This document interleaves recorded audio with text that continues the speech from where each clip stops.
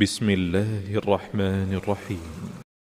وإلى مدين أخاهم شعيبا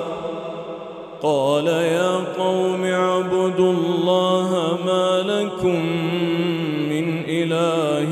غيره قد جاءتكم بينة من ربكم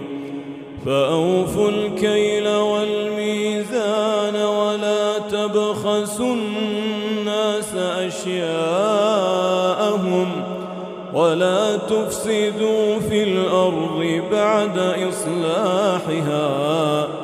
ذلكم خير لكم إن كنتم مؤمنين ولا تقعدوا بكل صراط توعدون وتصدون عن سبيل الله من آمن به وتبغونها عوجا واذكروا إذ كنتم قليلا فكثركم وانظروا كيف كان عاقبة المفسدين وإن كان طائفة